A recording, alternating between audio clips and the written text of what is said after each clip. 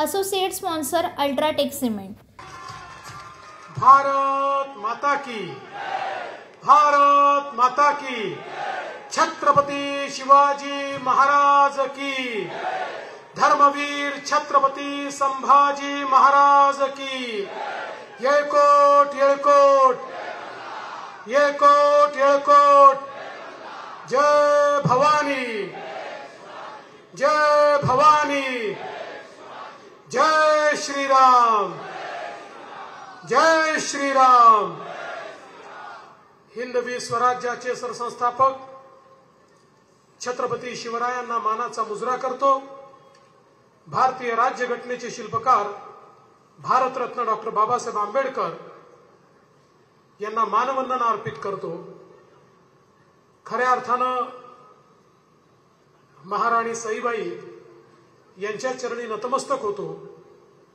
त्याचप्रमाणे जबरेश्वर महादेव आणि चक्रपाणी प्रभू यांना देखील या ठिकाणी कोटी कोटी नमन करतो। आजच्या आपल्या या सभेमध्ये मंचावर उपस्थित असलेले तुमच्या आशीर्वादाने म्हाळा मतदारसंघातनं पुन्हा एकदा खासदार म्हणून जे निवडून जाणार आहेत आणि ज्यांचा उल्लेख पाणीदार खासदार म्हणून मी करतो, असे पाणीदार खासदार रणजितदादा नाईक निंबाळकर प्रस्थापितांची मक्तेदारी मोडीत काढून उभ्या महाराष्ट्रामध्ये ज्यांनी आपलं काम उभं केलं आणि या जिल्ह्याला दुसरे खासदार पण मराठवाड्यातनं जे मिळणार आहेत ते आमचे महादेवराव जानकरजी, प्रसाद लाडजी, दिलीपराव येगावकरजी, राम निंबाळकरजी, दौलतनाना शितोळेजी, सारंग अभंगजी, शिवरूपराजे खेडकर, प्रल्हादराव साळुंके पाटील, विक्रमप्पा भोसले, बाळासाहेब सोळसकर, शरीयुती पाटील, चंद्रकांत जाधव, अजय माळवे, शमशेरदादा निंबाळकर, सुधीर अहिबळे, खर्डेराव सरक, रणजितजी भोसले, बजरंगजी गावडे, अनुपजी शहा, अभिजित नाईक निंबाळकर, सुशांत निंबाळकर, महादेव पोकळे, अमित चव्हाण, श्रीमती उषाताई राऊत, अमोल सास्ते, मच्छिंद्र सक्टे, मधुकर काकडे, विराज खराडे, झाकीर मणेर, रियाजुद्दीन इनामदार, अमोल खराडे, संजय सोडमाशे, विजयाताई कदम, मंचावरील सर्व मान्यवर, कोणाचं नाव राहिलं असेल तर नाव लिहून देणाऱ्याची चूक आहे, माझी चूक नाही आहे। उपस्थित सर्व माझ्या माता भगिनी आणि बंधूंनो, जिथपर्यंत माझी नजर जाते आहे मला लोकच लोक दिसत आहेत। फलटण मध्ये मत मागायला मला का बोलवलं? रणजितदादा फलटणकरांनी निर्णय केलेलाच आहे।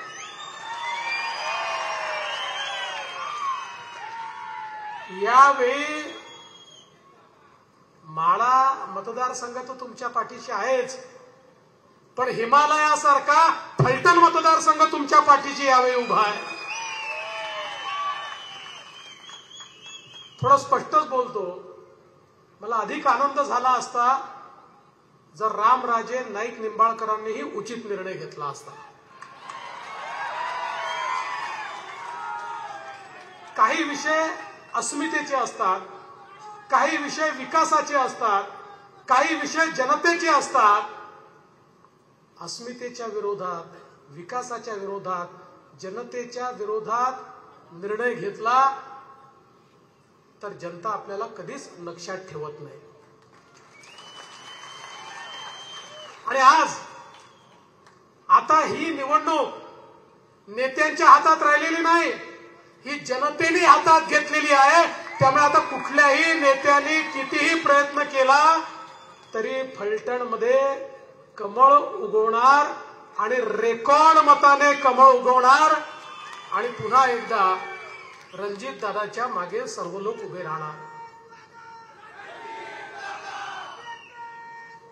फलटणकरांनो, तुम्हाला एक गोष्ट या ठिकाणी सांगतो, तुम्हाला वाटत असेल की ही लढाई रणजितदादा विरुद्ध धैर्यशील मोहिते आहे, पण या लढाईच्या पाठीमागचं जर तुम्ही गणित समजून घेतलं तर एक वेगळं गणित आहे.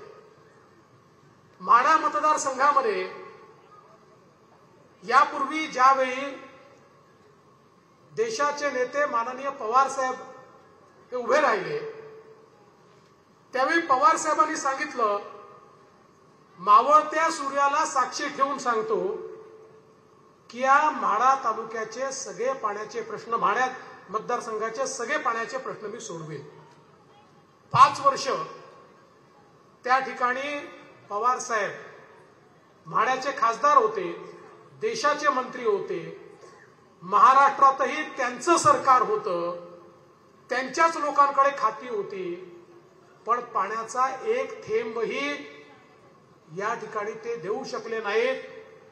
याचं कारण होतं, हे पाणी या माढा मतदारसंघामध्ये जे यायला हवं होतं, जे हक्काचं पाणी होतं, ते पाणी जर तुम्हाला दिलं तर कुठेतरी तुमचं हक्काचं पळवलेलं पाणी हे तुमच्याकडे पोचल्यानंतर तुम्हाला हे समजलं असतं की इतके वर्ष पाणी कुठे मुरलं, ते कोणी नेलं, आणि म्हणून त्या 5 वर्षात तुम्हाला काही मिळालं नाही. मग 5 वर्ष विजयदादांचे गेले, त्याही 5 वर्षात तुम्हाला पाण्याचा थेंब मिळाला नाही. केवळ या ठिकाणी योजनांची घोषणा व्हायची, आणि मग तुम्ही रणजित सिंग नाईक निंबाळकर नावाच्या तरुणाला निवडून दिलं, आणि 5च वर्षामध्ये या पठ्ठ्यानं तुमचं चोरीला गेलेलं पाणी हे तुम्हाला परत आणून दिलं.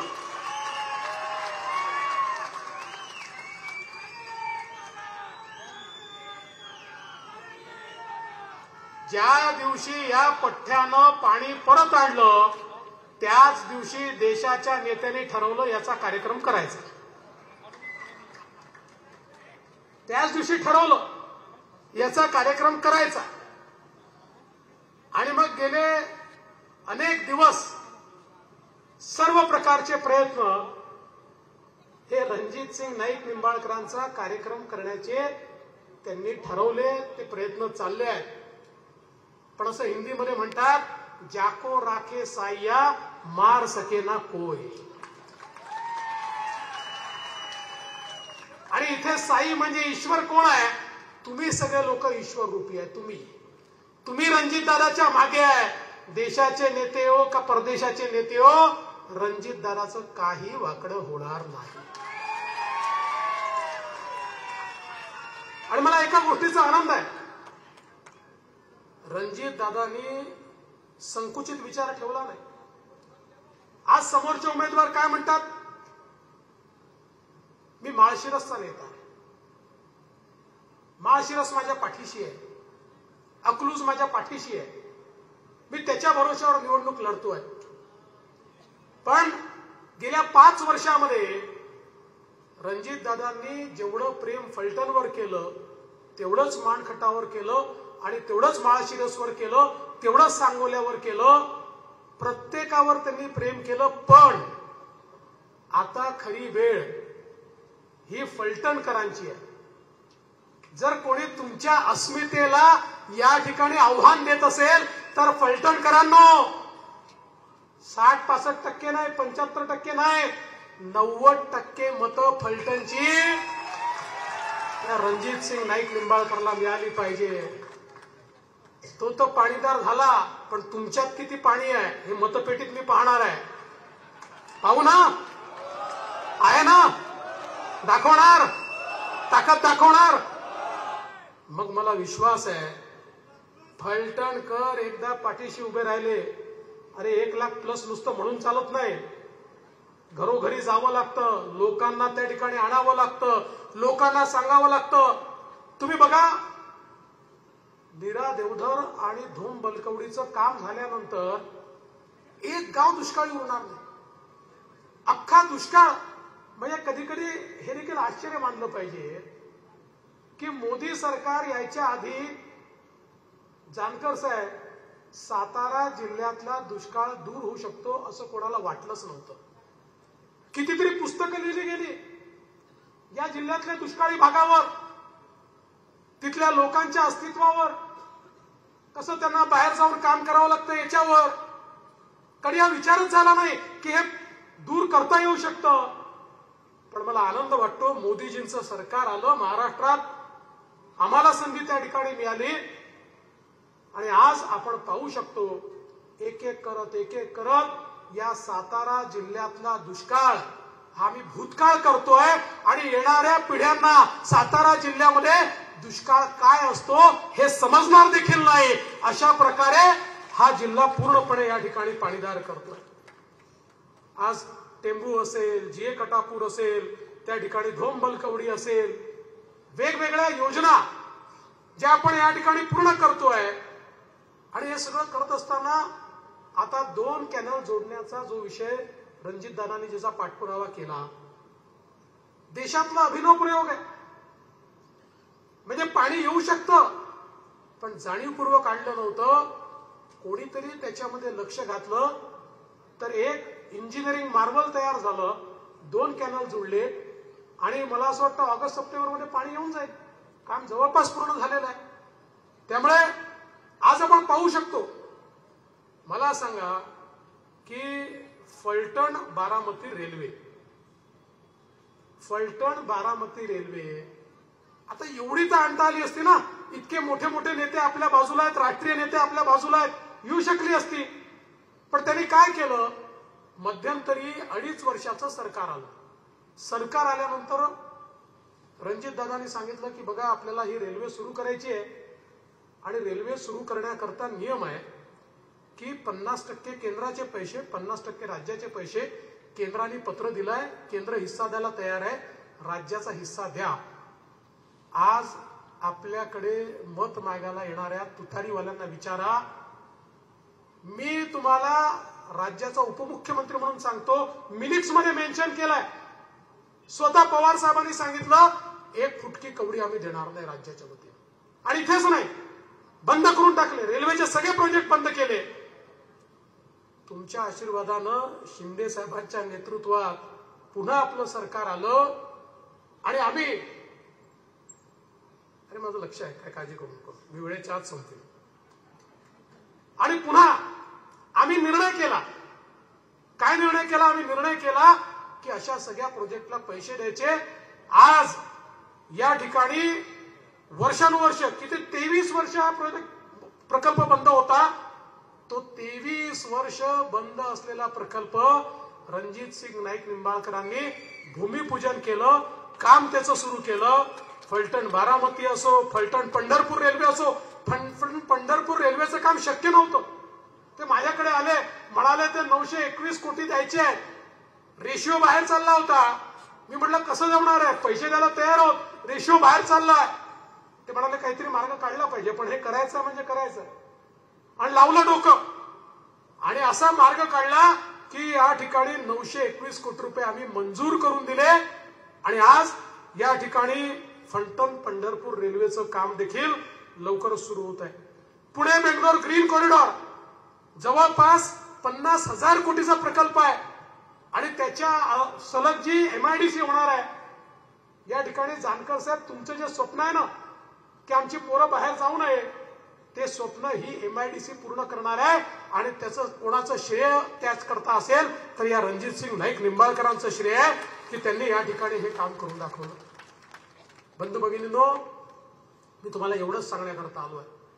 खरं म्हणजे 5 वर्षात त्यांनी केलेल्या कामांची यादी मी जर वाचत राहिलो, माझ्याकडे 7-8 मिनिटच या ठिकाणी आहेत. प्रचार संपवायचा आहे. पण मला या गोष्टीचा अभिमान आहे की ज्या व्यक्तीला फलटणकरांनी, ज्या व्यक्तीला माढाच्या लोकांनी निवडून दिलं, त्या व्यक्तीने एक आपली चांगली वेगळी प्रतिमा तयार केली. मोदीजी देखील म्हणतात, अरे वो तुम्हारा मुछोवाला रंजीत, मुछोवाला मंजित म्हणतात, वो लंबी मुछोवाला रंजीत, वो बहुत अच्छा फॉलोअप करता है. त्यामुळे मी त्यांचं नाव लंबी मुछोवाला रंजीतच ठेवलं आहे. एक आपली प्रतिमा या 5 वर्षामध्ये त्यांनी तयार केली. आणि बंधू भगिनींनो, माझा तुम्हाला सवाल आहे. आता काही लोक तुतारी घेऊन आपल्याकडे येत आहेत. आता तुतारीची पिपाणी करायची आहे.